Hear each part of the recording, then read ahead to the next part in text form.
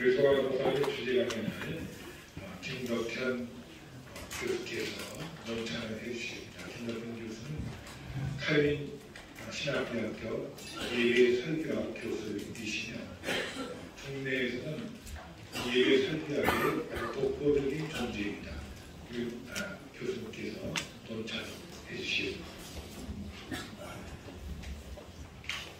너무나 반갑습니다. 이렇게 귀한 자리에 불러주셔서 너무 감사합니다. 저에게 주어진 시간은 15분으로 제가 알고 있습니다. 그래서 이 글을 읽는 시간도 부족해서 제가 중요한 부분만 포인트만 말씀드리고 너무 감사한 것은 제가 지금 쓰고 있는 책이 어떤 책이냐면 그 설교자들의 그 동영상 설교를 QR코드로 해서 전화기를 갖다 대고 보면서 코멘트하는 그런 책을 지금 쓰고 있습니다. 그리고 우리 소 목사님 설교 동영상이 하나 있어서 너무 감사한데 조금 전에 소 목사님 때 했던 그 혈육병 걸린 여인이죠. 그거 한 번만 보여주십시오. 혈육병 걸린 여인에 대해서 소 목사님 설교한 그 파트 있지 않습니까? 그거 한 번만 보여주십시오. 안 됩니까? 이제? 왜냐하면 여러분 갖고 계신 29페이지 부탁드립니다. 29페이지 보면 29페이지 가운데 보면 흥미로운 것은 운전자가 볼 때 본문에서 발견되는 발제자가 강조하는 설교자의 애틋함과 애절함이란 설교자가 설교를 준비하면서 성경 본문으로부터 경험한 의미수한 발화력이 극화된 설교를 통해서 효과성을 하는 사건으로 설교주로 명확하게 인지하며 자신의 설교 가운데 이 가치를 구현하기 위해서 노력하는 과정으로 이해된다. 여러분, 한국 강단의 3대지 설교에 대해서 긍정적인 부분들이 저도 그 3대지 설교를 많이 훈련받았고 제가 안수받은 교단에서 강도사 모실 때도 반드시 3대지 스타일로 설교를 구성한 때 학습받았습니다. 그러나 설교학적으로 발견된 것은 1322년도에 이미 로베르토라 학자가 말했습니다. 3대지 설교의 방법은 자체도 하나의 한계가 있고 조롱받는 설교 방법 중에 하나입니다. 이것이 새로운 내용이 아니고 1322년도에 이미 1322년이면 종교개혁도 일어나기 전입니다, 여러분. 그때 설교자들도 3대지 설교가 갖고 있는 한계를 인정했다는 거죠. 그러니까 제가 드리신 말씀은 설교의 퍼포먼스, 설교의 그래마, 설교 시연에 아주 풍요로운 것들이 많이 있습니다. 그런 관점으로 봤을 때 학자들의 마음을 설레게 하는 것이 뭐냐면 제가 설교학을 연구하면서 그 하나님 말씀의 시연이나 현연에 대해서 강조하는 설교학자들을 많이 만났습니다. 함께 논문도 발표하고. 근데 안타까운 것은 그들이 그렇게 강의하고 이론을 제시하지만 그 같은 설교를 구현하지는 못합니다, 여러분. 저는 소강성 목사님 설교를 그러나 뭘 느끼냐면 학자들이 말하는 그 방법론을 그랜말을 현장에서 표현하는 거예요. 히딩크는 축구 못하지 않습니까, 여러분? 제 말 무슨 말인지 이해되십니까? 그러니까 쉽게 말씀드리면 기록된 말씀을 설교자가 설교 시연할 때 단순하게 그 표현된 본문에 있는 내용만 전달하는 것이 아니라 청중들에게, 그러니까 소강성 목사님 설교 시연 보면 설교자가 그 혈육병을 여인의 그 간절함, 애절함을 이곳에 소환해 오는 거예요. 제 말 이해되십니까? 그러니까 성경에서 설교자에게 주어야 될 것은 뭐냐면 정말 그 본문이 갖고 있는 언어의 온도, 정서, 그 본문의 울림, 떨림들이 설교 가운데 구현되는 것입니다. 설교는 강의가 아닙니다, 여러분. 설교는 뭐죠? 하나님의 말씀입니다. 말씀의 임재 사건입니다. 이 같은 관점으로 봤을 때는 이 소강성 목사님의 설교 시연은 돌아가신 조영기 목사님이 이런 표현을 하신 것을 제가 논문으로 그려놨습니다. 그분이 설교하실 때 로고스, 기록된 말씀과 레마의 말씀을 강조하셨죠. 예, 딱 그까지입니다. 근데 소강성 목사님 그 로고스와 레마, 그 영산 조영기 목사님 갖고 있는 그 설교 철학이 구체적으로 한국적 정황에서 어떻게 되는지를 끌어내신 거예요. 이게 너무나 좀 흥미로워요. 그 부분을 제가 조금 더 구체적으로 글로 설명한 내용이 있는데 30쪽 부탁드립니다. 30페이지 보면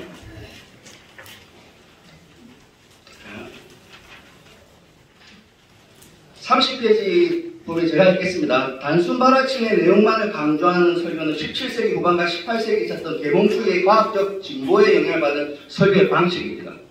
이런 설교를 버트릭 같은 학자들은 다음같이 비판하고 있습니다. 설교자는 연구를 위해 하나의 대상을 따로 나누는 과학적 절차를 그대로 흉내낸 것처럼 보인다.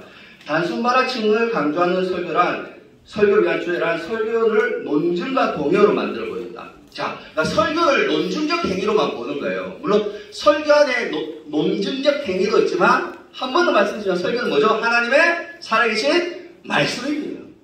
은혜의 사건입니다. 말씀의 사건입니다. 논증적인 설교와 강의적인 설교를 구별하기 위한 성경의 설교 완성도는 본문에 실행하는 언어의 총체적 이해로 결정되는데 발제자가 말하는 설교자의 극화의 과정이 가진 설교적 전율 과정 아래의 도표가 제가 좀 살펴보겠습니다. 이 부분이 가장 좀 중요한 부분이라고 생각되어서요. 지금 두 개의 경우를 제가 말하는데 A의 경우와 B의 경우가 있습니다. A의 경우에는 성경 본문 명제가 있고 설교 원고가 가운데 있고 그 다음에 설교자가 있습니다. 근데 B의 경우에는 성경 원고가 본문이 있고 설교자가 변화되고 그 다음에 설교 시연이 나타나는 겁니다. 그러니까 설교자의 극화된 말씀을 경험하지 않고 그냥 설교자가 설교하는 것과 설교를 준비하면서 설교자가 그 말씀이 드러나는 그 말씀의 사건이 소환되고 그 말씀의 영향을 받은 설교자의 변화가 먼저 일어나야 된다는 거죠. 설교자가 변해야 돼요. 그래서 조영기 목사님 그런 표현을 쓰셨더라고요. 그러니까 로고스와 레마의 말씀인데 레마의 말씀을 얻기 위해서 정말 떼굴떼굴 그러고 기도하고 몸부림쳤다는 저는 그렇게 생각합니다. 이 같은 설교자의 극화된 변화, 말씀의 경험, 그 혈류병을 여기 애절함과 간절함을 오늘 현대인들에게 부여하기와 이 같은 그 간절함, 애절함, 이거 없이 강대상에 선다? 강의는 괜찮아요. 설교는 그래서는 안 됩니다. 예. 신학적 명제가 설교의 사건을 변화된 과정 속에서 설교자는 다음 같은 언어적 전유에 노출된다. 언어적 사건으로 실행되기 이전에 명제적 형태의 복음의 내용은 설교자의 전유 과정 A에서 설교자는 명제, 설교한 내용과 언어 사건, 설교 행위입니다. 그 가운데 최종적인 의미를 확정해버려요. 그러니까 자기가 쓰기 편하게 본문을 사용하는 거예요. 나는 변하지 않고. 무슨 말이 되십니까? 예. 이 경우 설교자가 사용한 설교 자료는 복음의 내용이나 명제적 층에서 사용 가능한 재료들이며 A가 위치한 설교행위의 타당성 조건은 명제적 내용을 전달하기 위한 목적으로 설교적 행위가 이때 설교적 행위의 완성도는 논증의 명확성의 유무로 평가됩니다. 이때 설교자의 목표는 객관적인 논리가 됩니다. 논리 중요합니다, 여러분. 그러나 논리가 중요하지만 설교자의 모국어는 논리는 아닙니다. 우리는 faith seeking understanding, 믿음으로 추구하는 이해입니다. 설교는 데이터 의존적인 것이 아닙니다.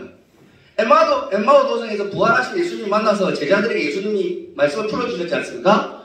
그때 제자들이 어떻게 돼요? 마음이 뜨거워졌죠. 주석을 엮어서 하지 않았습니다.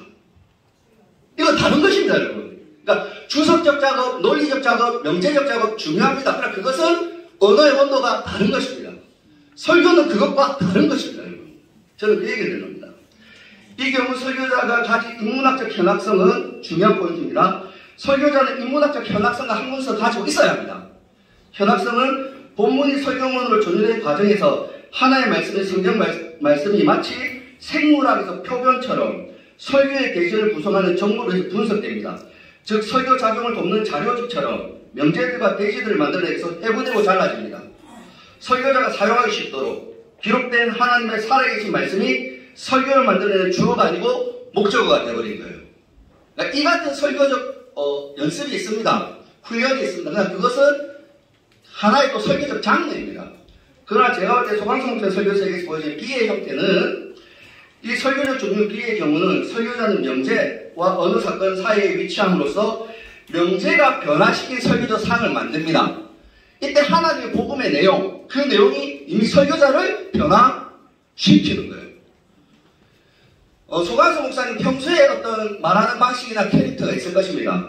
근데 혈류병 여인을 설교할 때는 그 설교적 정황에서 혈류병이 여인이 등장하고 그 여인의 간절함이 등장하고 그 여인을 통해서 주님께서 행하신 사건이 또다시 일어난 것이죠. 무슨 말이 되십니까? 그러니까 본문이 달라질 때마다 그 페르소나가 형성되는 거예요. 근데 많은 목사님들은 본문이 달라지는데 항상 동일합니다. 제 말을 이해되시죠? 이게 다른 것이에요. 이건 다른 것입니다. 예. 말하자면 바울은 다메섹 도서에서 부활하신 예수 그리스도를 만나 그의 삶이 전적으로 변하기 전에는 위협과 살기가 등등하여 예수를 믿는 사람들을 핍박하는 행동가 사울이었죠. 그가 예수 믿는 사람을 핍박할 때 그의 논리를 사용했던 명제, 자료가 무엇입니까? 바로 구약 말씀입니다. 맞지 않습니까? 근데 그게 사도 바울이 성경을 경험해죠. 사도 바울이 달라지지 않습니까? 남을 쫓는 자에서 이제 쫓기는 자로 변하지 않습니까? 명제의 내용은 똑같아요. 누가 달라졌다고요? 사도 바울이 달라진 것입니다. 그 말씀을 어떻게 드러나느냐? 그 말씀으로 받은 그 의미수한 말한 행위가 만드는 설교자의 형성이, 인격성이, 시연의 강도가 표현하는 데 있어서 이제 중요한 문학, 음악 이런 부분들, 이야기들로 설교자가 구현되는 것입니다. 저는 그렇게 생각합니다. 마지막으로 총평 부분 조금만 읽고 시간이 얼마 되지 않습니까? 예, 제가 마치려고 합니다. 여러분 가지고 계신 33페이지입니다. 총평 부분입니다. 그럼 꼭 집에 가서 제 아티클을 꼭 다 읽어보십시오. 논평자가 보기에는 발제자가 추구하는 극화된 설교는 인문학적 현학성을 통해서 발견되는 신학적 명제적 내용이 설교라는 언어 사건으로 실행되는 과정에서 고유한 설교자의 지위에 관련된 정형성을 가집니다. 이 정형성이 아주 독특합니다. 이 정형성은 바로 복음의 현정성의 유무를 보여준 것입니다. 설교자가 자기가 망가지고 그런 노래를 부르는 것을 통해서 일종의 또 다른 정형성을 가지는데 그 자기 비하, 해석학적 자기 비하가 복음의 현정성을 가져온다는 것이죠. 예. 즉 설교자가 성령의 페르소나가 된 것이다. 진지한 내용을 설교하지만 설교자 자신이 진지해지지 않음으로써 복음이 실제로 교현되는 것을 청중들에게 경험시키는 것입니다. 설교자의 현학성이 복음의 현정성으로 극화되었다. 하나님의 말씀은 눈에 볼 수 있게 연출되고 있다. 복음의 내용은 설교자의 품새를 명확하게 실현합니다. 논평자는 이 언어적 사건을 설교자, 그 성령의 페르소나라고 말하고 싶다. 소강성 목사의 설교 시연은 성령이 만들어낸 페르소나다. 그러므로 예배란 정경이란 대본을 가지고 극화된 설교자들의 설교는 교회라는 극장에서 상영되는 신령한 드라마입니다. 드라마의 감독님은, 총감독님은 성령님이십니다. 그러므로 설교란 하늘에서 이루어지는 것을 땅에서도 실행하는 복음의 드라마로 이해될 수 있다. 여기까지가 제가 좀 총평이고요. 좀 디테일한 내용, 좀 딱딱한 내용 꼭 집에 가서 꼭 확인해 보시기 바랍니다. 감사합니다. 1부 시간을 마치고 한 10분 정도 휴식 시간을 갖고 이어서 2부로 진행되는데요. 2부에서는 우리 김상환 박사께서 조혁기 목사의 4차원 영성, 아주 핵심적인 조목사님의 신학과 그 영성에 대해서 발제해 주시겠습니다. 그리고 이어서 이세 목사님께서 순번 춘천교회를 목회하면서 지역사회에 신망받는 교회로 성장시켜 나가는 그 과정과 그 요리를 이어서 발제해 주시고 그리고 나서 토론회 시간을 갖도록 하겠습니다. 이번 행사는 오늘부터 고난주간이 시작되어서 식사를 제공하지 아니하고 끝나고 나서 세린교회에서 준비한 식사비를 드리도록 하겠습니다. 안내팀에서 명찰과 교환을 하겠습니다. 그리고 성목사님께서 맨발의 소명자라는 책을 개정 첨보판을 지난 주간에 출판했어요. 그 책을 여러분께 나눠드리고 그리고 한국 문학 속의 우상과 구원 그 책 문학 편집 해드리고 세시로 가는 길이라는 저희 저서를 선물로 드리도록 하겠습니다. 그리고 주소로 여러분들이 들어오실 때 작성했는지 모르겠지만 주소로 작성해 주신 분들에게는 앞으로 본회가 만드는 성신세계 회복 또는 행사 안내장 등등을 보내드리도록 하겠습니다. 그리고 휴식 시간을 통해서 조혁기 목사 평전 저 입구에 있습니다. 보급가 15,000원. 내가 고른 한국문화 한국계 여기 보급가 15,000원. 여러분들이 구입하실 수 있습니다. 이제 10분 동안 휴식했다가 3시 반에 다시 이제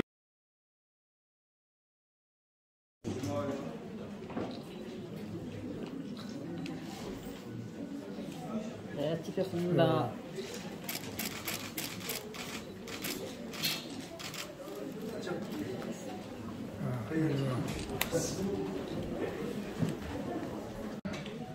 (1989년 3월 27일) 그 해의 부활절 다음 날 아침에 11명의 40대 목사님들이 중심이 되어서 모여서 세계 성신 클럽으로 창립했습니다. 그리고 첫 번째 사역 중에 여의도 광장에서 1992년 8월 15일과 16일 양일간에 거쳐서 세계 성령학 대성회를 개최했습니다. 이틀 동안 연이은 100만 명이 참석한 성령운동, 성령으로 인도함을 받는 그런 기도성회를 가진 바 있습니다. 우리 본회의 34년 역사 속에 세계 성령운동사의 표지가 되시는 조윤기 목사님께서 지난 해에 하나님의 부름을 받았습니다. 하나님께서는 이영훈 목사를 내세워서 여의도 순복음교회를 목회 승계하였고 또 김상환 목사를 통해서 조윤기 목사의 핵심적인 신학을 정리할 수 있도록 하셨습니다. 그런 가운데 한국교회는 서광선 목사를 내세워서 성령운동가 말씀으로 한국교회를 연합하고 견인해 나가는 그런 역할을 부여하게 되었습니다. 오늘 성령 포럼은 바로 우리 세계 성령운동 역사 속에 34년 역사 속에 가장 귀하게 쓰임받은 조윤기 목사님과 현재 그 일을 이어가고 있는 서광선 목사의 성령 사역에 대해서 함께 나누고자 이 자리를 마련하게 되었습니다. 이와 같이 많은 분들이 200석을 가득 채워서 참석해 주신 것을 감사드립니다. 찬송과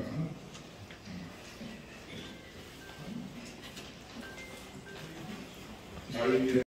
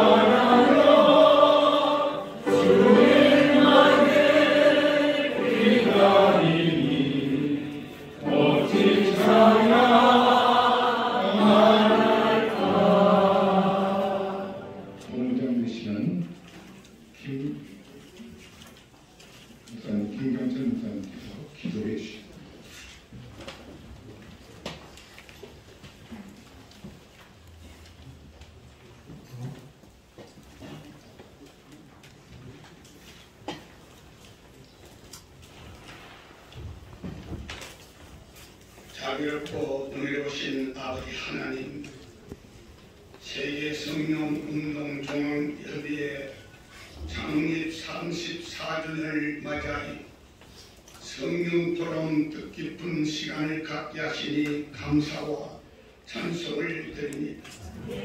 세계 성령 종합협의회를 통해서 34년 동안 한국교회를 위하여 많은 사역들을 감당하게 된 하나님께 머리 숙여 다시 한번 감사와 찬송과 영광을 올립니다. 116년 전 황무한 이 땅의 영적 대각성을 일으키시고 성령의 임리를 체험하게 하시고 예제의 기도를 통한 성령 대보험 운동에 열매 맺게 하시는 하나님께 감사를 드립니다. 평양 대보험의 해제의 역사가 한반도 전역에 성령의 불길이 일어났던 것과 같이 코로나 팬데믹을 벗어나서 한국교회가 다시 진정한 회의를 통한 회복의 역사가 일어나길 간절히 소망하고 간절히 소망합니다. 창립 34주년 성령 포럼의 순서를 맡으신 소강성 목사님, 김성환 목사님, 이수영 목사님에게 성령께서 함께하여 주시고 권능의 불로 붙들어 주시옵소서. 이번 이 성회를 허락하신 하나님의 능력이 시간시간 나타나게 하여 주시옵소서. 성령 포럼 준비를 위해서 수고하신 이사님을 더불어서 함께한 모든 임원들에게 하나님의 은혜와 사랑을 부어 주시옵소서. 3만 10년으로 함께하는 주님 앞에 모든 권속들을 기억하여 주시고 하나님의 충만한 은혜를 부어 주시옵소서. 오늘의 모든 순서와 시간마다 성령님께서 함께하여 주실 것을 믿사옵니다. 우리를 구원하신 예수 그리스도의 이름으로 기도 올리옵나이다. 아멘.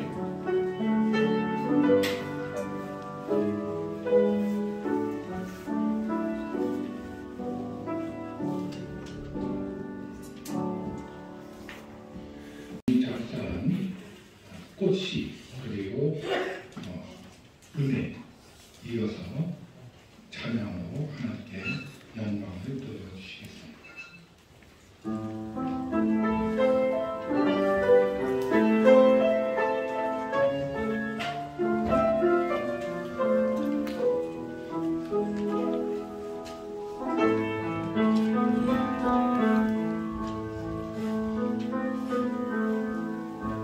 언제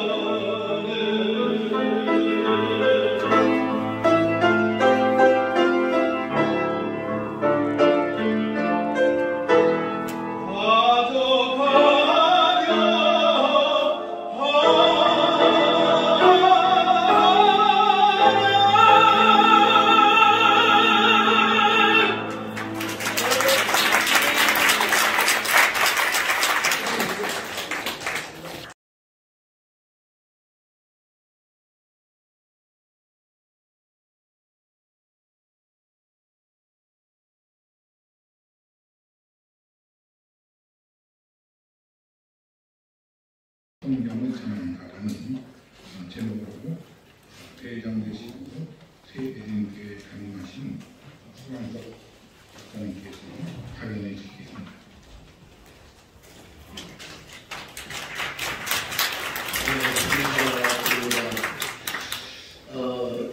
어제 정말 바쁜 주일을 또 보내시고 쉬시는 날에 이렇게 이 자리에 오신 여러분들에게 경의와 존경을 표합니다. 또 이렇게 존경하는 선배 목사님, 우리 나기밀 목사님 그렇게 바쁘신데도 불구하고 오시게 된 것에 대한 감사의 말씀을 드립니다. 여러분 아시다시피 저는 설교학자도 아니고 또 설교를 연구하는 전문 교수도 아닙니다. 현장에서 그저 뛰는 일개 목회자에 불과합니다. 그러나 저에게 갑자기 이런 주제를 주신 겁니다. 우리 안 목사님 이런 강연을 해보지 않겠느냐고. 나는 문학과 음악과 이야기를 통해 성경을 전한다. 제가 들어보니까 굉장히 매혹적이고 또 제가 한번 증언하고 싶은 그런 그 욕심이 들었던 것도 사실입니다. 근데 워낙 목회자가 바쁘지 않습니까? 부지런히 탈구를 했지만 이제 어제 제가 한번 원고를 보니까 야 이거 참 너무나 부족한 부분도 참 많이 있구나. 이게 저는 학교 다닐 때부터 보면은 대충 공부해놓고 바로 벼락치기로 공부를 해서 그래도 여러분 꼴등은 면했다는 사실 그런 습관이 있어가지고요. 자 어쨌든 우리나라 목회자의 머릿속에 설교하면은 이제 강해 설교가 머릿속에 각인되어 있다고 할 것입니다. 이것은 강해 설교의 창시자인 헤돈 로빈슨의 역할 때문일 것입니다. 많은 분들이 강해 설교하면 뭐라 할까요? 설교의 구성 방식으로만 이해를 합니다. 그런데 성경을 어떻게 해석할 것인가? 그리고 이 설교를 어떻게 구성할 것인가? 예를 들어서 3대지냐 4대지냐 혹은 구절풀이, 구절을 강의하는 식이냐 그리고 어떻게 삶에 적용을 할 것이냐. 대부분의 우리 한국교회 목회자들은 여기에 지금 머물러 있다고 해도 과언이 아닐 것입니다. 그러나 설교학사에서 강해 설교에 대한 이해는 형식이 우선이 아닌 중요한 설교신학에 대한 믿음의 근거를 두어야 한다고 여러분 저는 주장을 합니다. 이 강해설교라는 용어에서 발견되는 것처럼 강해설교는 본문이 어떻게 잘 드러나는가에 대한 성경적 신학적 가치가 중요한 것을 말하고 이 본문에 드러나는 그 저자의 의도 이걸 우리가 어떻게 잘 끌어내느냐 이것이 이제 강해설교의 관건이라고 이야기할 수 있습니다. 그런데 설교학자이며 그리고 조직신학자인 조엘 비키 퓨리턴 그 세러지컬 세미나리의 총장 겸 설교학 교수이신 조엘 비키가 이제 책을 한번 썼는데 우리나라에는 설교에 관하여라고 번역이 되어 있습니다. 이 책을 보면은 강해 설교의 특징이 뭐냐? 형식도 중요하고 구성 요건도 중요하지만 가장 중요한 건 뭐냐? 설교자의 마음에서 청중의 마음으로 어떻게 그 설교의 내용이 전달이 될 것이냐 여기에 포커스를 맞춘 것을 볼 수 있습니다. 그러므로 설교는 구성의 방식도 중요하고 콘텐츠 여러분 정말 중요하죠. 우리가 복음을 전해야지 무엇을 전해야 되겠습니까? 근데 이 못지않게 중요한 것이 바로 전달 방식이다.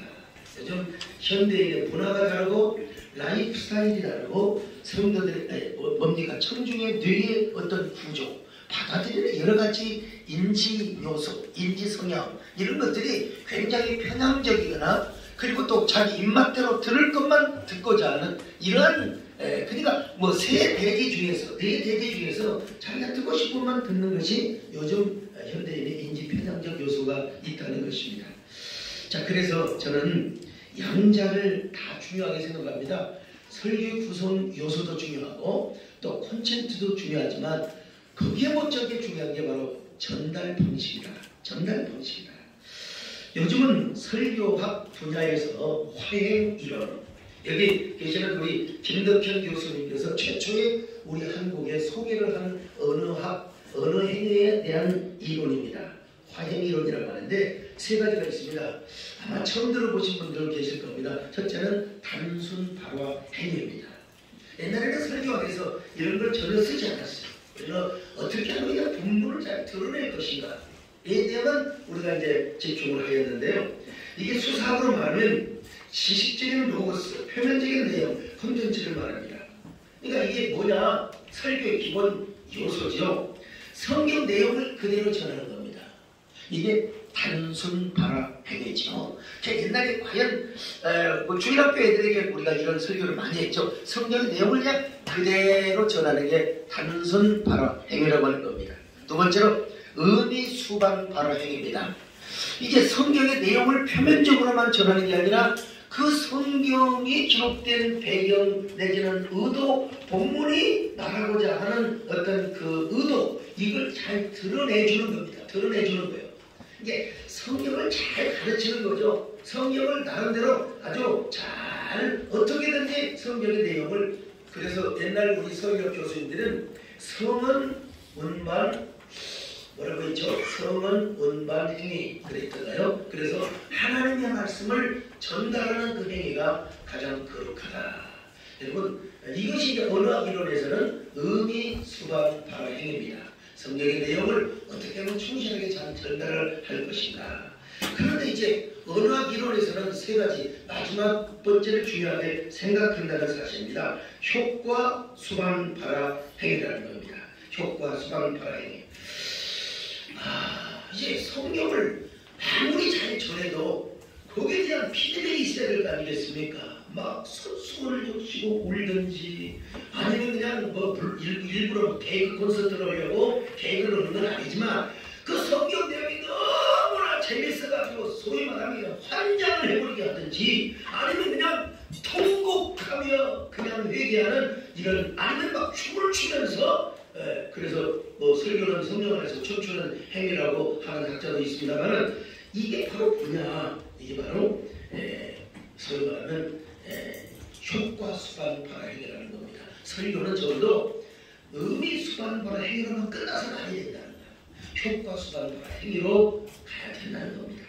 과거에 우리 선배 어르신들은 이런 언어를 몰라서도 다 이런 걸 잘하셨습니다. 이런 언어, 이런 영어 몰랐어도 다, 그래 우리 나래길 목사님도 다 그렇게 하셔서 교회가 그렇게 부흥이 된 겁니다. 근데 요즘 젊은 우리 후배들에게는 이런 것들이 좀 보이지 않는 게 좀 우리가 가슴이 아프지 않는가, 이런 생각을 해봅니다. 저는 선배님들의 아날로그적인 그런 그 향수적인 면모도 있지만은 또 젊은 아이들의 디지털 뭐라고 할까요? 디지털의 어떤 그 면모도 있다고 보고 양잘 다 묶을 수 있는 막내둥이의 그런 그 목회자라고 그렇게 제가 생각을 하고 있습니다만, 예술적 개입이라는 말을 들어보셨습니까?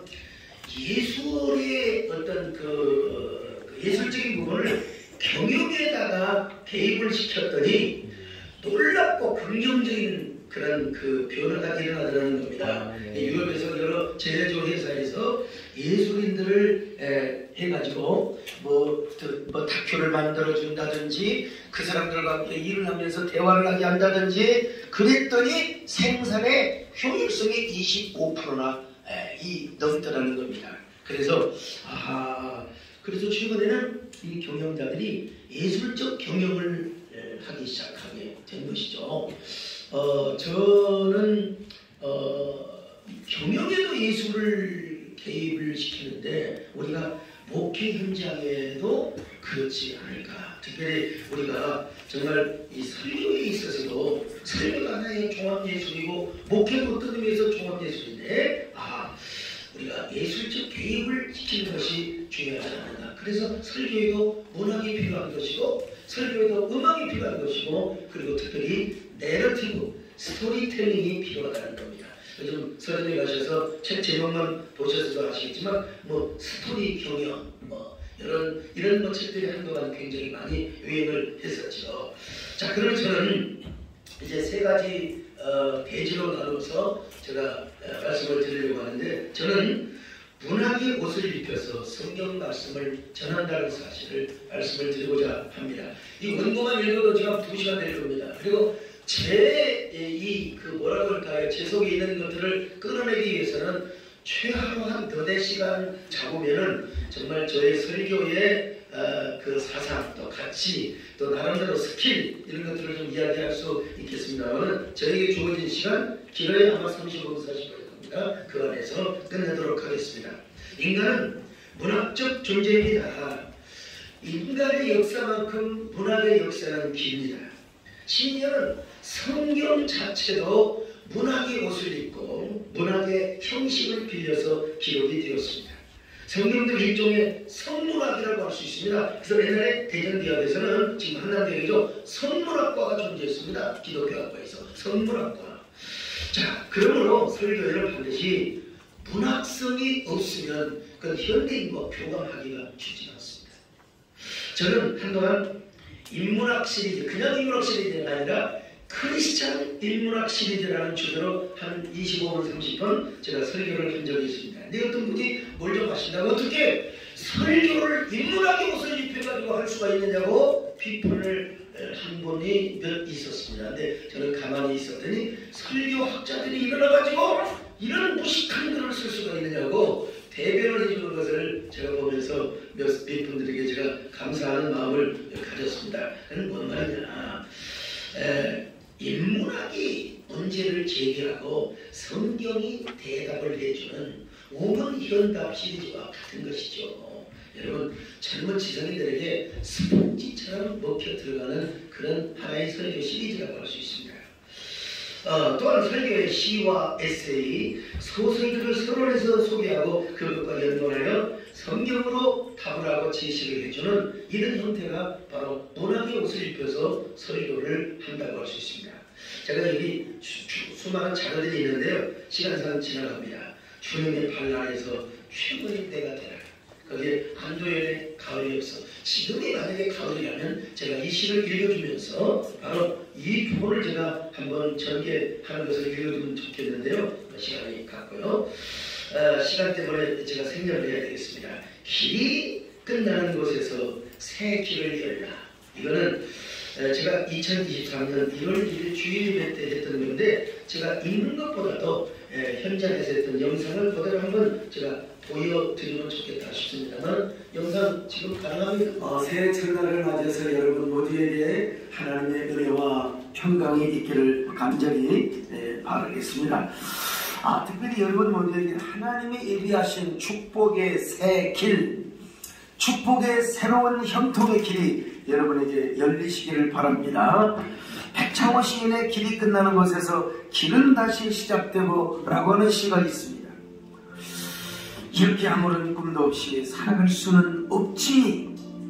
길이 없다고 길이 보이지 않는다고 그대 그 자리에 머물지 말려. 길이 끝나는 곳에서 길은 다시 시작되고 그 길은 형식입니다. 이걸 모르는 사람 아무도 없지만 이 정도만 해주세요. 시간상요. 그다음에 설교 예문 가운데 당신은 존귀한 자입니다. 이때 코로나가 막 터졌어요. 바로 2020년 3월 15일 주일 예배 때 보카치오가 쓴 데카메론의 단편 소설을 제가 소개하면서 그때 그 흑사병이 그 아주 유행일 때 아주 창궐할 때 그들은 저 시골에 가서 저 교회에 가서 어떻게 소일거리를 삼고 어떻게 세월을 시간을 보냈는가 하는 이야기를 단편 소설을 여기 우리 김영배 목사님 오셨네. 저번에 나오고 사이가 안 좋지만 나보다 인문학적 소양이 상당히 높은 사람인데 그런데 뭐 이건 칭찬이라고 할 수는 없습니다. 이 객관적인 얘기이기 때문에. 그런데 뭡니까? 갑자기 끊기는 것 같아요. 뭐 온갖 고해성사가 뭐 신부를 속이고 어쩌고 저쩌고 저런 얘기들이 좀 나와요. 그런데 그런 얘기를 하면서 이 코로나 상황에서도 당신이 얼마나 존귀한 자인 줄 아십니까? 라고 하는 주제로 이끌어가는 거죠. 성경에 그 10편, 16편 이 땅에 성도보다 존귀한 자가 없다고 있지 않습니까? 자, 그리고 나서 또 하나를 소개한다면 베아트리체가 되어보실래요? 여러분 베아트리체는 단테의 신곡에 나오는 참 단테 사랑했던 그 연상의 여인, 이게 비아트리체인데요. 이건 한번 시간이 가도 이렇게 문학을 설교에 적용하는구나. 이게 다는 아니지만 중간중간 중장이 되어 있습니다. 그래도 이렇게 하는구나. 이걸 좀 소개해 드리고 싶습니다. 설교인은 4번째입니다. 이 단테의 신곡 여러분 잘 아시잖아요. 지옥편, 연옥편, 그리고 천국편인데 이게 전부가 다 시로 되어 있어요. 전부 다 시로. 왜 그가 그렇게 대서사시를 쓸 수 있었느냐? 고대 로마의 대시인인 베르길루스라는 시인과 함께 여행을 합니다. 사실 이 시인은 죽었어요. 근데 그의 상상력이 그 베르길루스라고 하는 시인과 함께 어디에 갑니까? 지옥에, 연옥에, 저 천국에. 그러니까 시적인 상상력을 가지고 대서사시를 썼어요. 베르길루스와 단테는 먼저 들어갑니다. 지옥에 갑니다.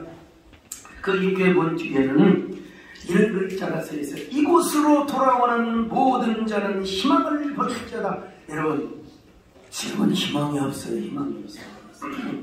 사방은 갑자기 어두워지고 그 문 너머에서 끔찍한 비명소리가 들려옵니다. 근데 거기가 지옥인 줄 알았더니 연옥이었어요.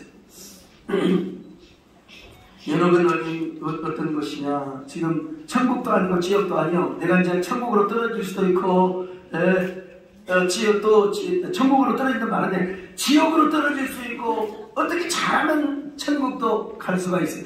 이게 이제 종교의 이적이기 때문에 단테가 연옥설을 믿지 않을 수가 없어요. 지금 우리 개신교는 믿지 않습니다만 어쨌든 간에 단테는 연옥을 거쳐서 지옥을 갑니다. 지옥에 갔더니 지옥은 땅속 깊숙이 들어간 깔때기 모양의 거대한 심연이었습니다. 이것은 악마 루시퍼가 하늘에서 쫓겨나 추락을 하면서 땅속까지 뚫어놓은 것이요. 저거요 그냥 그림처럼 보이지만 어마어마하게 넓은 건데 그냥 그림으로 그렇게 그려놓은 것입니다. 단테는 이런 식으로 이제 3일 동안 쫙 어떻게 내가 얘기를 다 하겠습니다. 지옥 경험을 한 후에 다시 바깥으로 나왔습니다. 이제 연옥 구경을 하고 연옥을 지나와요. 그런데 연옥에서 천국을 가려면 청호의 산에서 9단계를 올라가야 됩니다. 그 단계를 올라가야 마침내 불의 담을 넘어 아름답다 초동산으로 가게 되어 천국으로 간다 이 말이죠. 그런데 단테는 불의 담을 넘기 전에 누구를 만났느냐? 아니 꿈에도 그리웠던 베아트리아체라고 하는 여인을 만납니다. 세상에 그 여인이 불의 담을 싹 넘게 해가지고 말이죠. 9개 하늘에 나관을 구경시켜줍니다. 여러분, 저는 지금 단테의 신곡 이야기보다 이제 베아트리아체는 이제 점점 제가 이제 방향을 옮겨가는데 여러분 저와 함께 잘 이 신곡의 여행을 해야 됩니다. 여러분, 이 베아트리아체라는 여인은 가상인물이라고 주장하는데 여러분 현실인물입니다.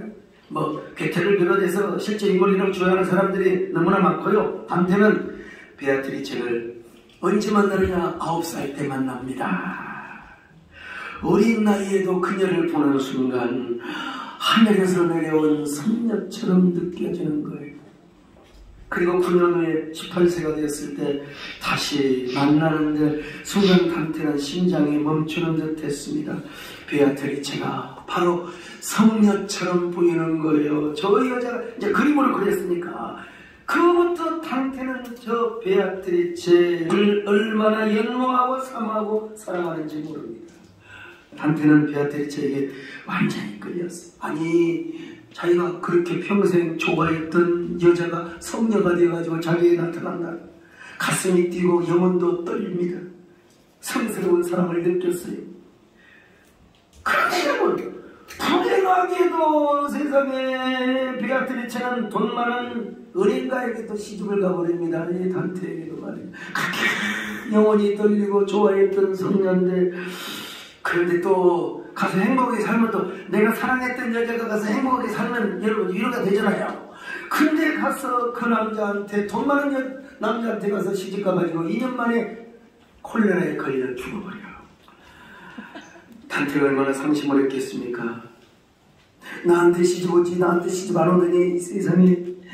그래가지고 단테는 많은 작품에서 베아트리체를 성녀로 특별히 신생이라고 하는 작품에서 성녀로 묘사를 합니다.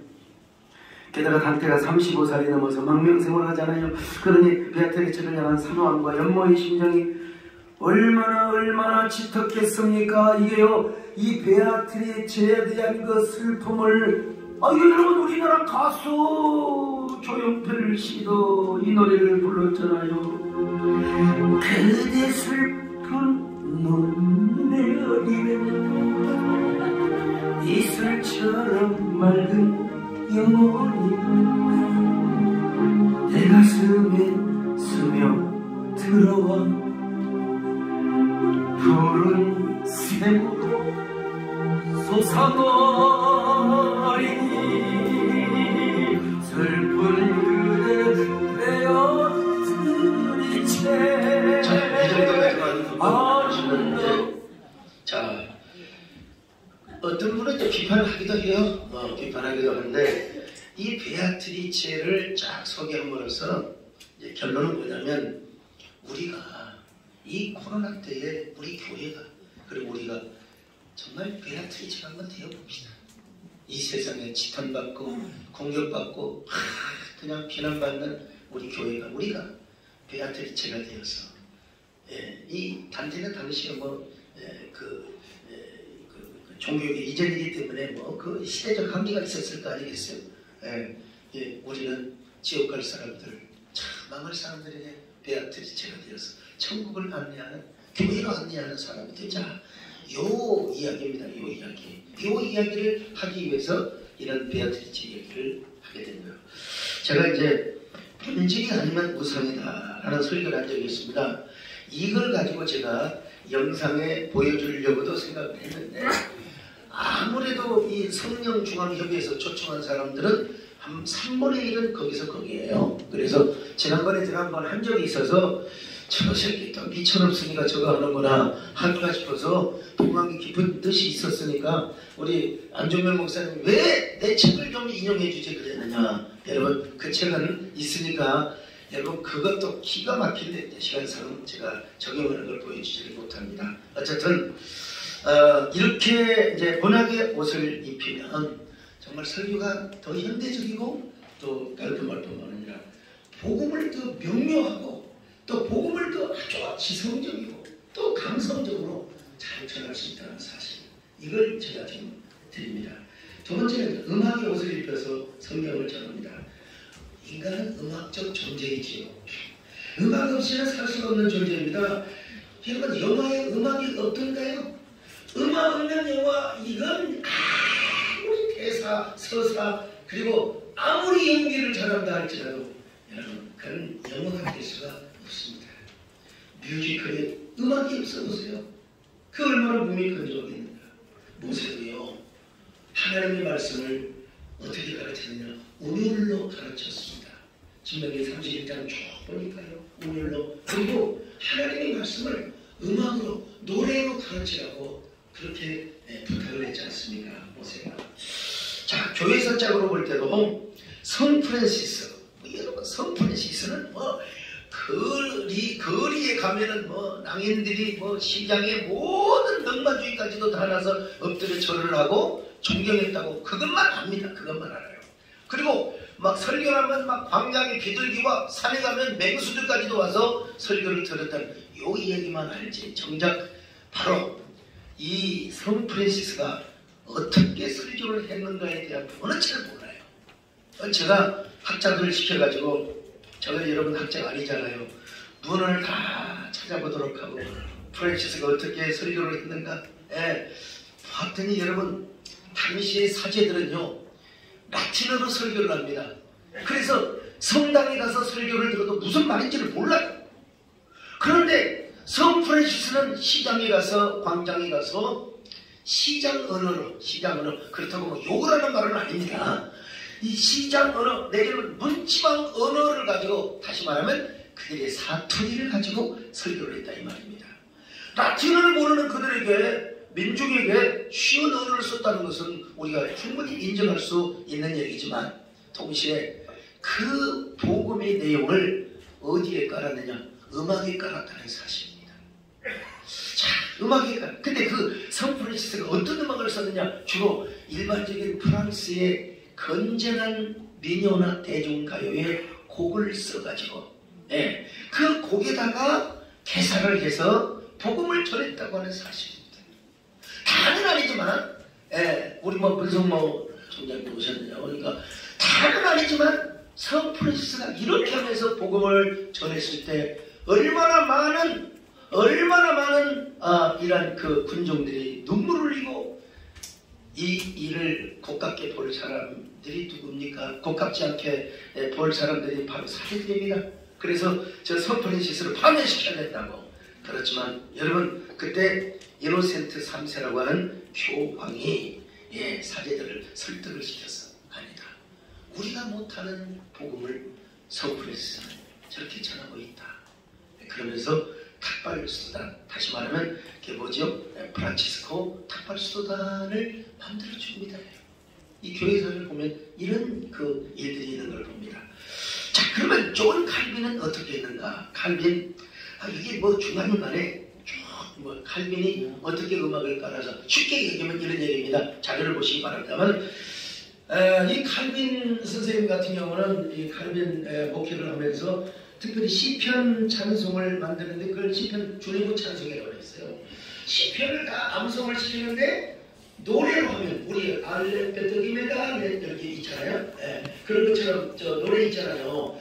그 노래로 알파벳을 외우게 하니까 지금도 잊어먹잖아요. 지금도 잊어먹지 않은 것처럼 바로 칼빈은 주례부 찬송을 만드는데 그 작곡가가 따로 있었어요. 작곡가가 따로 있었는데 그 작곡가가 어떻게 모든 곡을 다 우리 문총장님 같은 분이 한 10대 명 계신 모르지만 다 할 수 없잖아요. 그래서 그때도 프랑스의 민요 건전한 가요를 갖다가 썼다고 하는 사실입니다. 뭐 우리나라에 지금 하늘나라 밝은 길에 천국의 의지 없어서 뭐 이게 다 스코틀랜드 민요 아닙니까? 사실요. 나 같은 제사를 진 신자에게 원합니다. 이거 다 흑인 민요가 이런 겁니다. 오늘날 설교 속에 예화가 있습니다. 예화가 있는데 이 예화는 두 가지 예화가 있습니다. 하나는 곡조가 있는 예화인가? 하나는 곡조가 없는 예화인가? 곡조가 있는 예화는 노래로서 하나님의 사랑과 하나님의 심판과 회개를 종용하는 그런 메시지가 될 수 있고요. 곡조가 없는 것은 여러분 전차피 예화는 성경이 아닙니다. 세상에서 있었던 이야기입니다. 저는 여러분 언젠가 그 호세아라는 설교를 하면서 여러분들 뭐 비판을 하시면 좋습니다. 안 하시면 되는 것이니까 저는 이렇게 할 때 어마어마한 사람들이 회개하고 올라오는 그 천국의 반영을 일으키는 것을 제가 볼 수 있었습니다. 자, 호세아에서 너희들 나는 너밖에 없다. 나에게 돌아와라. 이런 메시지를 하다가 제가 한번 계산한 적이 있어요. 뭐 제가 어차피 저를 개방하는 시간이니까요. 자, 한번 보여주세요. 바알과 행음하는 이스라엘 백성들에게 돌아와. 제발 이스라엘아 나에게 너희들 얼마나 사랑하는 줄 알아. 이토록 나와요. 너희들만 짝사랑을 하게 한단 말이냐. 돌아와라. 목소리가 이스라엘 짝사랑하다가 하나님 상처받았어요. 저는 이런 장면을 생각하면 조건만 사적으로 아이고 어쩔 수 없이 참 나는 만큼 생각이 되는데요. 나는 이런 노래가 생각이 나요. 나 항상 그대를 아시나요? 근데 하나님의 마음이 이런 마음입니다. 여러분 돌아와 내게 돌아와. 난 온통 그대 생각뿐이야. 불같은 나의 사랑 피할 수 없어. 그대는 내게 돌아와요. 자, 여러분 결국은 복음을 전하는 겁니다. 복음을 전하기 위해서. 그럼 이렇게만 하느냐? 설교 중간에 이제 정말 설교 중간에 이제 함께 찬양을 합니다. 여러분 내가 할 수 없는 내가 말로 전할 수 없는 걸 그냥 찬양으로 함께 서로 공감하는 거예요. 자, 그거 한번 보여줘 보세요.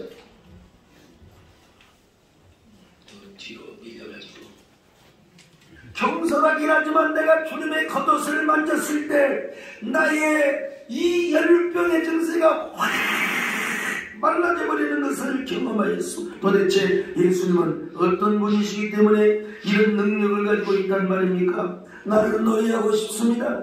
나는 여러분 앞에 춤을 추고 싶습니다. 나는 주님을 송축하고 싶습니다. 송축해 내 영혼 내 영혼 거룩하신 이름 이전에 없었던 노래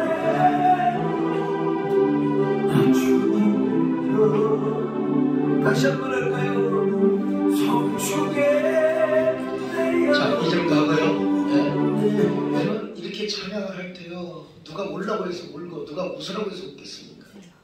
네, 이거는 음악이라고 하는 찬양이라는 하나의 공감대가. 자, 그런데 우리끼리 노래를 해서도 잘 전달이 되지 않겠다고 생각할 때는 특별한 성악가를 씁니다. 자, 어떤 대목이냐면 혈병 걸린 여자가 고침을 받아서 이제는 주의 옷자락을 붙잡고 난 주님만 사랑하고 주님만 섬기며 살아가겠습니다. 이러한 대사를 제가 쭉 이야기해 준 후에 이제 한 성악가, 유명한 신달라 교수님을 이번에 썼는데요, 제가 마음이 드는 여기는 이런 분이 좋겠구나, 또 남자일 때는 또 남자 우리 박종호 목사님 같은 분을 또 쓴다든지. 자, 한번 그 대목 보여주시겠습니까? 그 자락을 붙잡고 평생 동안 당신을 사모하며 또 살아가겠습니다. 주님만을 영원히 섬기며 살아가겠습니다. 이 혈병 여인의 고백을 한번 생각해 보십시오.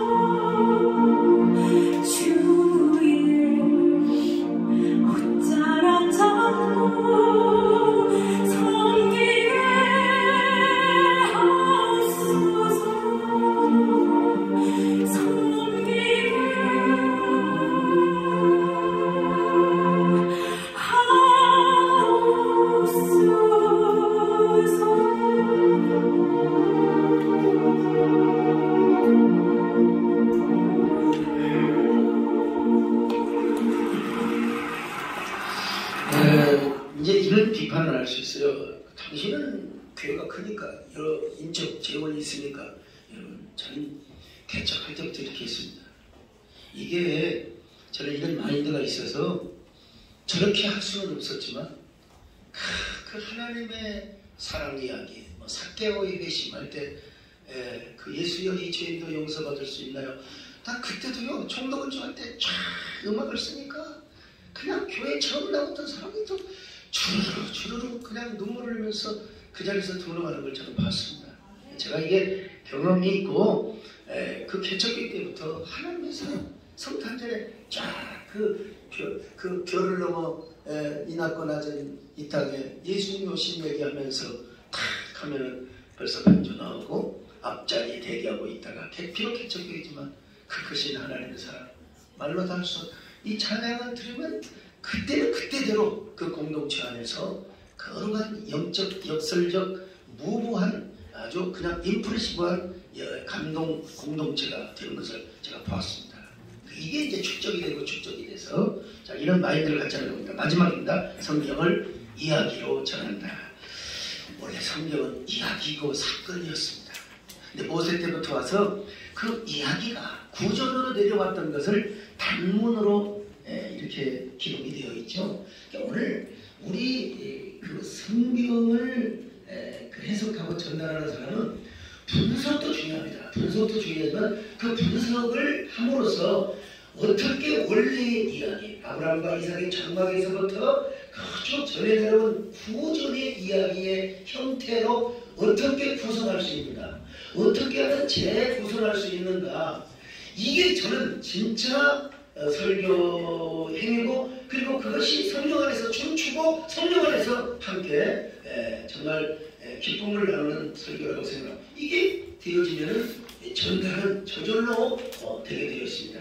오늘날 대부분 뭐 3대지냐 5대지냐 이 대지를 초월하는 시대가 이제 지났습니다. 과거에 아주 우리 옛날 선배님들은 대지는 3대지에서 또 대지에서 또 3소리가 나오고 뭐 이런 설교, 요즘은 그런 거 돈 아파서 대학 교수들도요 딱 듣다가 듣기 싫으면 돈 딱 감아버립니다. 시대가 그런 시대예요. 그래서 요즘은 원포인트 물론 3대지가 나올 수 있어요. 그러나 그거는 반복이고 정치일 뿐이지 그걸 쪼개고 나누어서 설명하는 그런 3대지가 아니라는 거예요. 원포인트, 그리고 판을 깝니다. 어떻게 판을 깝니까? 스토리라는 판을 깔아요. 판을 깔고 여기 우리 이제 저하고 완전히 스타일이 다른 우리 김삼한 우리 김영호 목사님, 저분은 철학을 공부하셔서 철학적이고 사면적인 설교를 했어요. 속은 저 새끼 지금 신나를 까먹고 있다. 그래서 몰라요. 근데 또 이분은 철학을 공부하시고, 저는 이야기를 요즘 현대는 이야기 시대입니다. 광고도 보십시오. 여러분 드라마가 다 달라졌어요. 장르 스토리텔링입니다. 여기 뭐 사도 바울에 대해서 특별히 제가 뭐 BA, GD 사전의 편집자인 프레드릭이라든지 이거 머스케포리스 장황한 자료는 이 자료에 다 있습니다. 결국은 바울도 연기적 복음을 전하지 않았을까, 무대의 연기자처럼 그렇게 복음을 전하지 않았을까 하는 학자들의 주장을 내가 그대로 실어 놓은 것입니다. 심지어는 천막 제조자 역시 이게 바로 뭡니까? 스케포노이스라는 말인데, 이게 바로 천막 제작자 역시 무대의 소품을 만드는 직업으로 해석을 해야 된다고 주장하는 학자도 있어요. 이게 내 얘기가 아니라 오늘날 이런 앞서가는 학자들의 이야기인데요. 그래서 바울도 이렇게 철학적으로 스토이고 철학자들과는 철학적으로 복음을 전하기도 했지만, 고린도 같은 경우는 원형 경기장이 있고 막 그래서 그런 분야에서 아마 좀 광대적인 길거리 다니면서 막 약간 그런 뭐라고 할까요? 버스켓이라고 합니까? 이런 것처럼 하면서 우리 바울이 복음을 전하지 않았을까, 이렇게 주장하는 학자들도 있다는 사실을 말씀을 드립니다. 어쨌든 칼빈에도 자료를 다 보시고요. 저는 어릴 때부터 철학적인 그런 분위기에서 자라는 게 아니라 어릴 때부터 이야기 속에서 자랐습니다. 할머니가 그리고 또 누나가 전해주는 그 이야기, 효자 이야기 여러분 기억하십니까?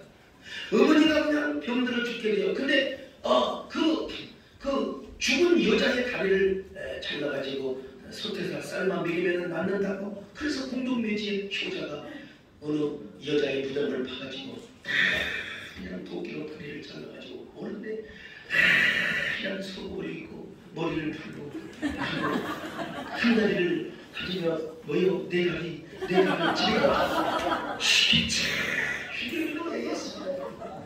그러면 막 할머니가 그냥 어린아이가 순수해가지고 저 이불 쓰고 들어가고 대다리 그런데 아침에 일어나서 그 손뚜껑을 열어보니까 바로 다리가게라 선삼이었다. 이 그런 얘기 있었잖아요. 저는 이런 문화 속에서 자랐기 때문에 저는 이야기가 굉장히 중요한데 여러분 혹시 우리 또래에 대해서는 여러분 손오공을 모르는 사람 없을 겁니다. 손오공 아십니까? 김삼문 목사님. 철학적인 거는 몰라요. 저는 손오공의 노래도 합니다, 여러분요. 오색의 구름을 타고 18,000리 하늘의 구름을 잡는 라라라 손오공. 이게 TBC 옛날에 그 동양방송에서 연속하게 머릿속에 박혀있어요. 여러분 손오공의 주문을 외우십니까? 뭐라는 걸 이런 상황 속에서 제가 자랐기 때문에 저는 이런 면이 있다는 걸 좀 알아주시길 바라고요. 어쨌든 간에 요즘 교리나 신학은 우리가 이 교리 강의나 이런 건 설교복음 시장에 한 것이고 설교는 신학이나 교리만을 얘기해서는 아니 됩니다. 또 그렇다 하더라도 그걸 스토리텔링으로 잘 발명해서 그리고 거기에 예수 그리스도라는 복음의 핵심을 넣는 것이 오늘의 태세라는 것이죠. 그래서 원포인트와 그리고 판을 가는 스토리를 전개하며 그리고 성경의 진리를 다른 것과 대조해서 모순 기법을 통해서 플롯을 구성해서 실마리를 성경으로 복음으로 제시하는 이것이 바로 이야기를 통해서 복음을 전하는 것들입니다. 나머지 이야기들은 자료를 살펴보시기 바라고요. 아무리 더 좋은 내용도 저는 강의를 좀 잘한다고 생각합니다. 사실. 그런데 아무리 좋은 강의를 하더라도 시간이 지나가면 주의를 지는 겁니다. 여기서 마치겠습니다.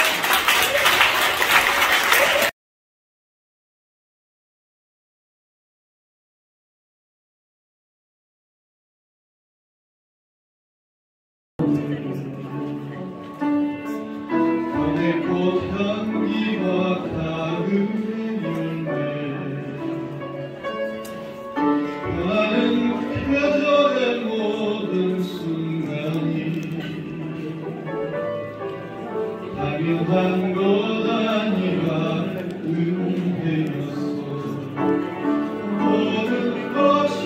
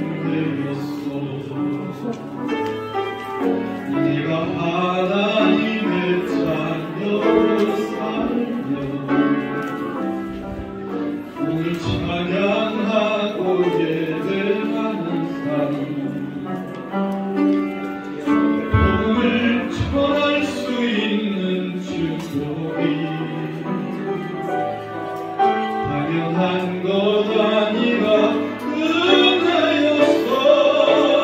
모든 것이 은혜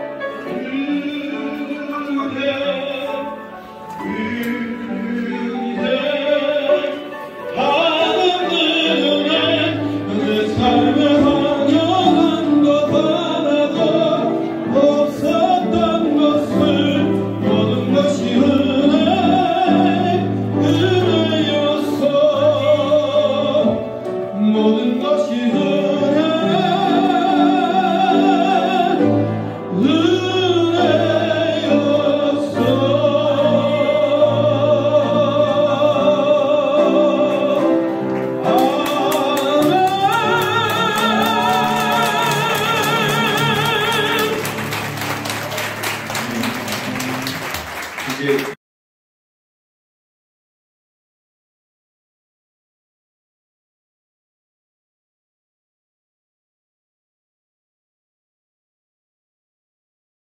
한국을 대표하는 교회로 성장시켰고요.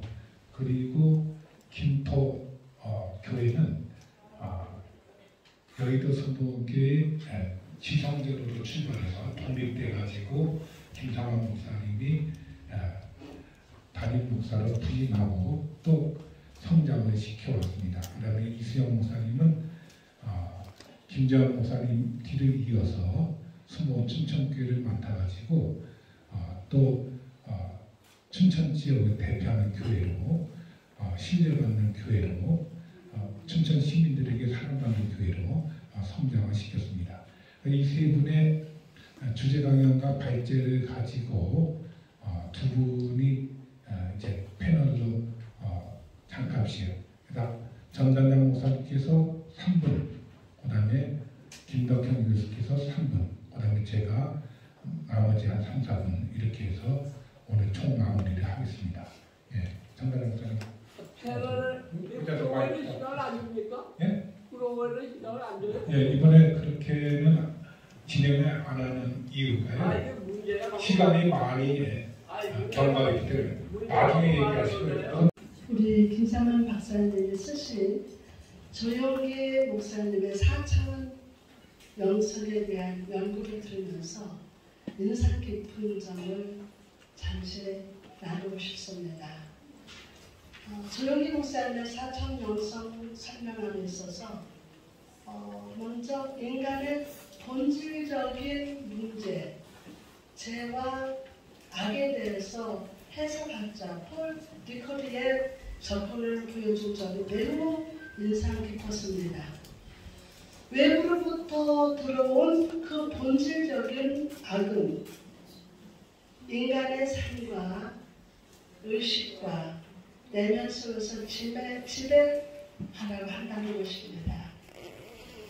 이런 의미에서 예수님께서 인간의 설교를 했는데 말씀의 근원으로, 그러니까 완전히 500점에 핵심되는 메시지를 줘요. 그러니까 어떤 분들은 영 주제와 관련 없는 얘기를 하시는 분들도 없지 않아 있는데, 선 목사님은 어느 현장, 어느 대회, 어떤 형식의 모임이 가도 거기에 딱 맞는 주제를 제대로 전달을 해왔습니다. 2017년 11월 달에 대만에서 초청을 받아가지고 서화성 목사님하고 대만 까오신하고 대만 우리나라에서 부산 정도 가장 남단에 있는 그 도시에서 성회를 인도하고 열차를 타고 타이페이로 올라가고 있었어요. 근데 저는 그 책을 갖고 다녔는데, 그때 제가 갖고 열차에서 읽는 책이 덕리진의 전기를 읽고 있었어요. 그때 송사님이 관심을 갖더라고요. 그러면서 나한테 물어봤어요. 안 목사님은 이선희가 뛰어나다고 생각합니까? 아니면 덕리진이 뛰어나다고 생각합니까? 그래서 나는 그렇게 얘기했죠. 나는 중화권이 사랑하는 윌리엄 따기의 머리신, 달빛이 내 마음의 노래예요. 그 노래를 부른 덕리진이라고 했죠. 그랬더니 송 목사님이 뭐라고 하면, 나는 이선희예요. 이선희는 별처럼 수많은 사람들 중에 그들을 만나. 그래서 송 목사님은 별을 참 좋아하거든요. 그 이선희를 가장 좋아한다는 거예요. 꿈을 꾸려 소화하고 주는 것만도 벅지 않고 내가 또 사랑을 받고, 그 모두는 기적이었습니다. 그날 저녁 때 타이페이에 신비의 따오교회라고 대만에서 한 5,000명 이상 출석하는 대만 최고의 교회에서 서목사님이 설교를 했어요. 그래서 서목사님이 나오는 대화 가운데 캐치해서 덕리진의 노래를 천민민, 그 노래를 즉석에서 티엔미미 미샤오더 티엔미미 달콤해요. 이 노래를 들으니까 이 대만 사람들이 굉장히 공감대를 음악으로, 노래로, 자기들의 노래로 대만 사람이 가장 사랑하는 박미진의 노래를 불러주니까 아주 감동합니다. 그래갖고 그 다음 해에 허핀 체육관이라고 대만은 제일 큰 체육관, 한 8,000명가량 들어가는 그 체육관에 우리 성목사님이 초청을 받아서 설교를 왔어요. 그때는 성목사님이 그 노래만 들으면 하모니카를 꺼내줘서 위랑 따비의 머리시 이거 쫙 연주하니까 대만 사람들이 박수가 쳐려보내고 아니 성목사님은 대만 사람으로 우리 중국 사람으로 일체감을 동지감을 느끼더라고요. 그래서 큰 성령의 역사가 일어난 것을 제가 지켜봤습니다. 성목사님은 1900 문학이야기로 성경을 하는데 시대를 해석하고 그리고 말씀으로 힐링하는 그런 설교를 쭉 전해오고 있습니다. 2021년도 12월 1일 날 여의도 순복음교회 국민일보 창사 33주년 감사 예배에 성목사 초청받아서 설교했어요. 조 목사님 초청하신 이후였죠. 근데 그때 성목사님이 고래를 위하여라는 설교를 했어요. 근데 그 고래는 정호승 시인의 고래라는 시를 갖고 설교를 했어요. 푸른 바다에 고래가 없으면 푸른 바다가 아니지. 이 설교를 하면서 조영기 목사님이 한국교회 고래였고 그 고래가 국민일보를 나왔고 또 이영호 목사를 나왔고 또 조민재 국민일보 회장을 나왔고 그리고 한국교회 목회자와 성도들을 낳았다. 이러면서 고래라는 그 시적 상징 언어를 가지고 설교를 하면서 그때 역시 또 이상의 노래를 불렀는데요. 그 모든 것 기적이었으며 은혜였으며 눈물이었으며 이렇게 대사를 해서 불렀거든요. 근데 얼마나 감동받는지 여의도 신목회 그 자리에 사람들이 큰 은혜를 받고 감동을 받는 것을 봤습니다.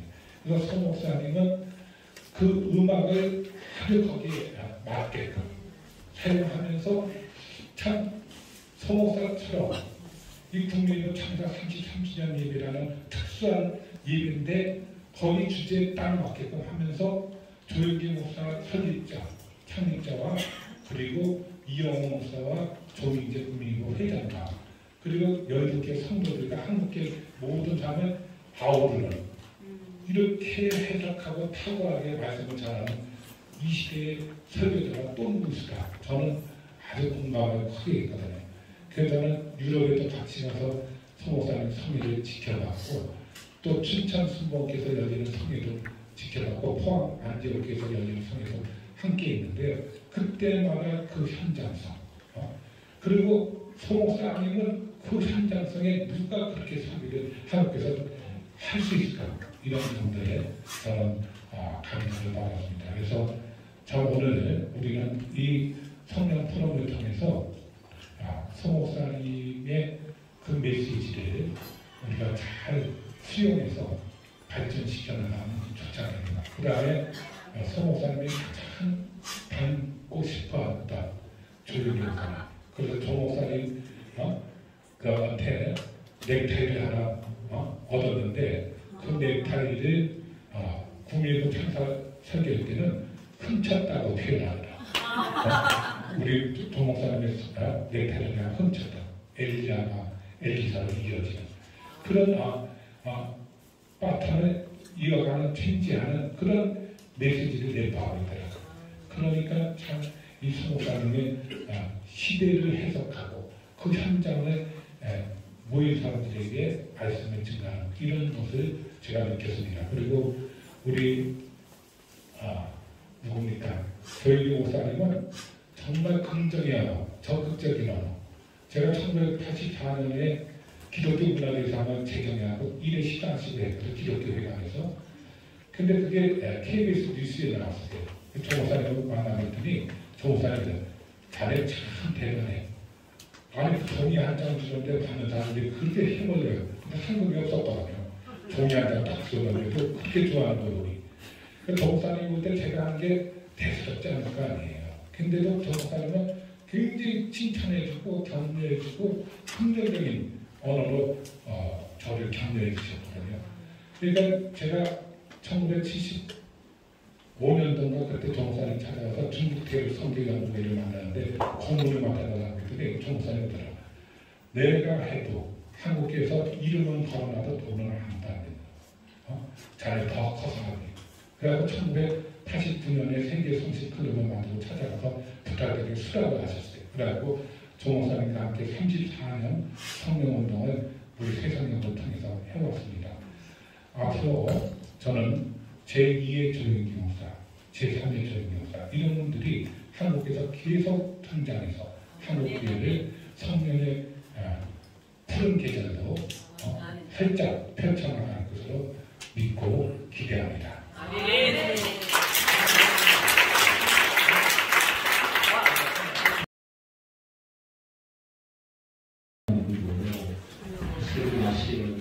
공감 능력이 얼마나 탁월한지 저도 최근에 음악을 많이 들고 보려고 합니다. 특히 배우에 요새 좀 빠져있습니다. 그래가지고 이 배우라고 하는 사람 정말 그 공감 능력이 탁월해요. 그래서 내가 이제 우리 성화선 목사님 보면 참 음악으로 그렇게 공감을 불러일으키니까 우리 조용기 목사님도 우리 소학생 목사님한테 공감이 되셔가지고 세상에 우리 조영기 목사님보다 완수하신 분이 우리 소학생 한섭해달라고 해서 제가 연습하였고요. 한마디만 말씀 올리겠습니다. 존경하는 우리 문성모 전 총장님께서 언젠가 저의 생명나무 교회에 대한 그 패널로 오셔서 그런 말씀하시면서 저는 지금도 똑바로 기억하고 있습니다. 앞으로 한국교회는 많은 어려운 순환의 시대를 겪을 것이며 그리고 그 중에 구원투수로 나설 사람 중에 한 사람이 한국교회의 구원투수로 나설 사람 중에 한 사람이 소강석이라는 걸 인정한다. 근데 소강석은 한 가지 조심을 해야 된다. 바로 나를 조심해라. 나를 조심해야 된다. 욕을 해서는 안 된다. 절대로 시장, 전터 그런 물론 성 프랜시스가 그랬다 하더라도 언어는 정말 조심해야 됩니다. 저는 우리 문성모 총장님의 그 충고를 지금까지 가슴에 계속 새겨봤습니다. 제가 새겨봤고 요즘 한간에 뭐 주사파니 좌파니 저 여러분 저 욕 잘합니다. 그런데 한마디도 안 하는 이유는 어떻게든지 제가 하나님 앞에 좋은 이미지를 갖고 어떤 시대가 와도 어떤 어려움이 와도 우리 한국의 구원투수 중에 한 사람이 되려고 지금까지도 자제하고 있다는 사실. 이 자리를 빌어서 우리 존경하는 문성모 총장님 좀 일어나시면 고맙겠습니다. 일어나셔서 좀 감사합니다. 고맙습니다. 네, 진행하도록 드리겠습니다. 세계 성령운동 중앙회의 제34차 성령포럼회에서 세대인교회 총괄 지원해 주시고 그리고 여의도 순복음 김포교회, 순복음 춘천교회, 임만회에게서 후원해 주셨습니다. 그리고 중간 광고 드리는 것처럼 주소록을 작성해 주신 분들께 번외 회고 그리고 행사 안내장 등을 보내드리도록 하겠습니다. 언론 방송사에서 취재 보고도 해주시면 감사드립니다. 그리고 세대대 방송팀, 여의도 순복음 김포교회 방송팀, 순복음 춘천교회 방송팀이 영상 제작해서 유튜브로 방영될 예정이니 시청해 주시면 감사하겠습니다. 이제 오늘 여러분들이 나가실 때에 저희가 편전이라는 이 책이 한 20권 정도 준비되어 있는데 보고가 11,000원으로 드립니다. 그리고 한글 한국교회 이 책도 역시 한 15권 정도 있는데 필요하신 분은 보고가 15,000원에 구입해 주시면 감사하겠습니다. 그리고 나가시면서 명찰과 세대께 진행팀에게 명찰을 드리면 식사비와 더불어 세대께서 준비한 책 3를 드리겠습니다. 그러면 문성모 총장이 나오셔서 축도하시도록 오늘 이 예배를 마치도록 그렇게 하겠습니다. 오늘 성령 프로그램 모두 마치도록 하겠습니다.